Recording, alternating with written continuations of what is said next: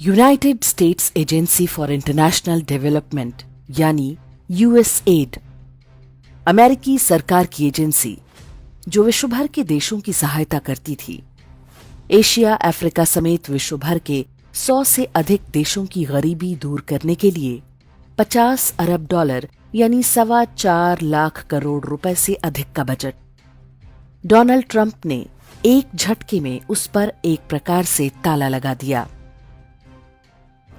USAID, run by radical lunatics, and we're getting them out, and then we'll make a decision. गरीबी की आड़ में USAID का असली चेहरा कुछ और ही है। अमेरिका की ये सरकारी एजेंसी सहायता के नाम पर दुनिया भर में विध्वंसात्मक गतिविधियों को बढ़ावा देने के लिए कुख्यात रही है। 90 से अधिक देशों में तख्तापलट कराने और उन्हें अराजकता में झोंकने का श्रेय यूएसएड को दिया जाता है। भारत में हम जो राष्ट्र और धर्म विरोधी गतिविधियां देखते हैं, शासन व्यवस्था, फिल्मों और मीडिया के माध्यम से भारतीय संस्कृति को नष्ट करने के जो प्रयास होते रहते हैं, उनमें अधिकांश का यूएसएड से कोई न कोई लिंक अवश्य होता है। यहां तक कि इस्लामी आतंकवादी संगठनों को भी ये संस्था लाखों डॉलर देती रही है। मानवता की आड़ में यूएसएड कैसे खेल खेल रही थी? भारत को उसने किस तरह से अपनी चपेट में लिया? क्या अब उसके बंद होने से वो खेल खत्म हो जाएगा? इन प्रश्नों के उत्तर इस वीडियो में हम आपको दे रहे हैं। वर्ष 1961 में अमेरिकी राष्ट्रपति जॉन एफ कैनेडी के समय यूएसएड की स्थापना हुई थी। तभी से ये स्पष्ट था कि ये संस्था अमेरिकी हितों को सुनिश्चित करने के लिए सहायता की आड़ में देशों के आंतरिक मामलों में नाक घुसेड़ने का काम करेगी। इसके लिए वो कम्युनिस्ट संगठनों से लेकर ईसाई मिशनरियों और जिहादी गिरोहों तक की सहायता लेती रही है। यूएसएड का नाम भारतीयों को सबसे पहले 50-60 के दशक में पता चला था। तब भारत में खाद्यान्न का भारी संकट चल रहा था। अमेरिका ने यूएसएड के जरिए भारत को PL 480 गेहूं का निर्यात किया। अमेरिका से आया अधिकांश गेहूं सड़ा हुआ था। गेहूं की बोरियों में पार्थेनियम नाम के जहरीले खरपतवार के बीज मिला दिए गए थे ताकि भारतीय खेती को नष्ट किया जा सके। पार्थेनियम को गाजर घास और कांग्रेस घास के नाम से भी जाना जाता है। इसके कारण गेहूं की पैदावार कम हो जाती है। ये इतनी खतरनाक है कि इसके पराग कणों के हवा में उड़ने से गांव में त्वचा और सांस की बीमारियां होती हैं। गाय भैंसों में दूध कम बनता है। भारत के किसान आज भी यूएसएड की उस तथा कथित सहायता से उबर नहीं पाए हैं। भारत के गांवों और शहरों में किसी भी खाली स्थान पर गाजर घास अपने आप उग आती है। इसको नियंत्रित करने का आज भी कोई कारगर उपाय नहीं ढूंढा जा सका है। यूएसएड और उससे जुड़े एनजीओ नेटवर्क के काम करने का तरीका बहुत ही अनोखा है। वे राजनेताओं, जजों और बड़े सरकारी अधिकारियों को निजी रूप से उपकृत करते हैं। उन्हें सेमिनार और ट्रेनिंग के नाम पर अमेरिकी विश्वविद्यालयों में बुलाया जाता। उनके बेटे बेटियों को स्कॉलरशिप देकर अमेरिका में पढ़ने के लिए भेजा जाता।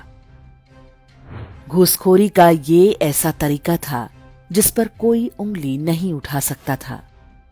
इसी का परिणाम है कि आज भारत में बड़ी संख्या में ऐसे नेता, नौकरशाह और जज हैं जिनके कामों में भारत से अधिक अमेरिकी प्रभाव दिखाई देता है। हम जो भारत विरोधी पत्रकारों, कलाकारों और फिल्मकारों की फौज देखते हैं, उनमें से कई यूएसएड की इस तथाकथित सहायता के लाभार्थी रहे हैं। सभी का लक्ष्य हिंदू धर्म को पुरातन पंथी सिद्ध करके और हिंदुओं को जातियों में बांटकर भारत के ईसाईकरण को बढ़ावा देना होता है। आगे हम आपको कुछ उदाहरण बताते हैं जिनसे आपको भारत में यूएसएड के काम को समझने में आसानी होगी। भारत में यूएसएड की गतिविधियों में कुछ संस्थाओं और व्यक्तियों के नाम सबसे प्रमुखता से आते हैं। इनमें सबसे आगे है ग्लोबल नॉलेज इनिशिएटिव। ये राहुल गांधी के राजनीतिक गुरु सैम पित्रोदा का एनजीओ है जो अमेरिका से चल रहा है। विश्व भर में भारत और हिंदू धर्म के खिलाफ चल रहे कई अभियानों के पीछे ग्लोबल नॉलेज इनिशिएटिव का नाम आता रहा है। दूसरा है हिंदूज फॉर ह्यूमन राइट्स। ये भी अमेरिका से चल रहा एनजीओ है। इसके नाम में हिंदू शब्द से भ्रमित ना हो। यूएसएड की सहायता से चल रहे इस एनजीओ में सारे हिंदू नाम वाले वामपंथी, क्रिप्टो क्रिश्चियन या इस्लामिस्ट हैं। भारत में जब भी किसी आतंकी, नक्सली या जिहादी पर कार्रवाई होती है तो ये अमेरिका में बैठकर उसके समर्थन में बयान जारी करते हैं ताकि लगे कि एक हिंदू संगठन भी मान रहा है कि भाजपा सरकार अपने राजनीतिक विरोधियों पर अत्याचार कर रही है। यूएसएड और कांग्रेस पार्टी का रिश्ता बहुत गहरा है। सीधे राजीव गांधी फाउंडेशन के साथ मिलकर वो रायबरेली में किसानों को खेती करना और गाय पालने की ट्रेनिंग दे चुके हैं। उन्होंने वास्तव में क्या किया होगा कहने की आवश्यकता नहीं। यूएसएड भारत के पूरे शिक्षा तंत्र में घुसा हुआ है। इसका एक उदाहरण है प्रथम एजुकेशन फाउंडेशन नाम का एनजीओ। इसकी स्थापना माधव चौहान नामक व्यक्ति ने की थी। सोनिया गांधी ने 2004 में उसे अपने नेशनल एडवाइजरी काउंसिल का सदस्य बनाया था। तब उसे प्राथमिक शिक्षा की नीतियां बनाने का काम सौंपा गया। यदि आप सोच रहे हैं कि कांग्रेस सरकार जाने के बाद प्रथम जैसे एनजीओ की दुकान बंद हो गई होगी तो आप गलत हैं। उत्तर प्रदेश में स्कूली शिक्षा की महानिदेशक कंचन वर्मा के नाम से 6 अगस्त 2024 को जारी ये आदेश देखिए।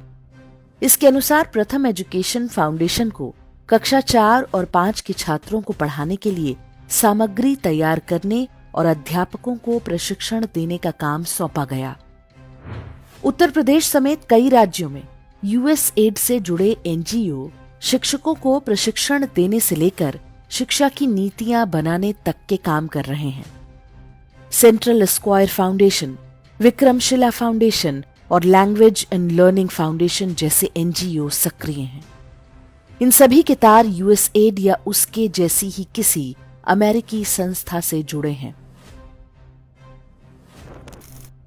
सोचने वाली बात है कि प्राथमिक शिक्षा जैसे संवेदनशील काम में यूएसएड जैसी विध्वंसकारी संस्थाएं कैसे घुस जाती हैं, वह भी तब जब सरकार उनके अनुकूल नहीं है। शिक्षा के अतिरिक्त स्वास्थ्य और विशेष रूप से एचआईवी उन्मूलन यूएसएड का प्रिय विषय है। भारत में उसके ढेरों प्रोजेक्ट चल रहे हैं। इसकी आड़ में क्या चल रहा होगा इसका आप केवल अनुमान ही लगा सकते हैं। यूएसएड भारत में जो काम गरीबी उन्मूलन, शिक्षा और स्वास्थ्य की आड़ में छिपकर करती है, वही काम विश्व के एकमात्र हिंदू राष्ट्र रहे नेपाल में खुल्लम खुल्ला करती है। नेपाल में लोगों को हिंदू धर्म से दूर करके नास्तिक बनाने के प्रोजेक्ट पर लाखों अमेरिकी डॉलर खर्च किए गए। साथ ही यूएसएड ने नेपाल में एलजीबीटीक्यू को पहली बार फैशन के रूप में बढ़ावा देना आरंभ किया। इसके लिए भी बड़ी राशि अमेरिका से आई। चर्च के अतिरिक्त नेपाल के कई मदरसों को भी यूएसएड की सहायता मिलती रही है। नेपाल की हिंदू पहचान को मिटाकर उसे ईसाई मिशनरियों के हवाले करना इस प्रोजेक्ट का लक्ष्य है।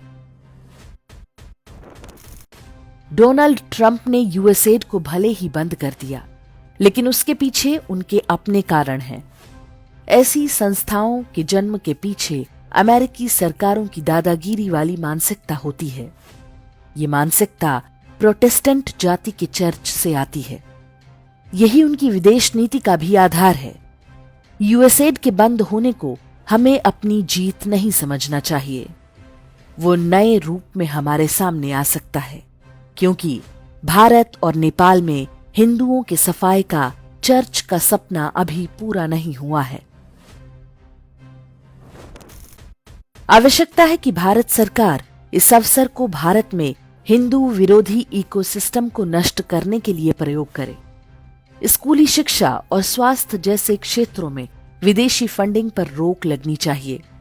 इसके खतरों को समझने के लिए आप हमारी डॉक्यूमेंट्री फिल्म देख सकते हैं, जिसमें हमने बताया है कि कैसे अमेरिकी एजेंसियों ने भारत में लाखों कन्याओं की भ्रूण हत्या करवाई।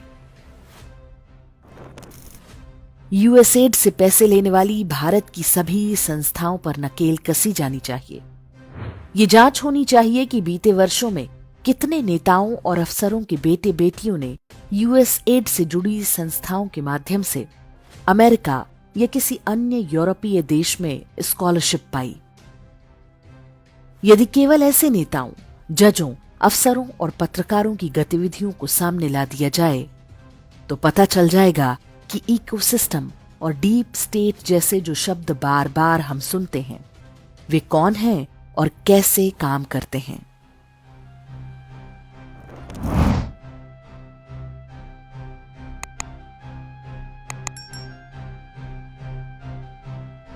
इंडेक्स ऑनलाइन के वीडियो समाज को समर्पित हैं। आप इनको डाउनलोड करके जैसे चाहे वैसे प्रयोग कर सकते हैं। चाहे तो आप हमारे टेलीग्राम चैनल से जुड़ सकते हैं। वहां सारे नए पुराने वीडियो आपको मिल जाएंगे। हमारे सोशल मीडिया लिंक हर वीडियो के डिस्क्रिप्शन में होते हैं। हमारा एकमात्र उद्देश्य हिंदू समाज को जागृत और एकजुट करना है। इसमें सहभागी बने। धन्यवाद।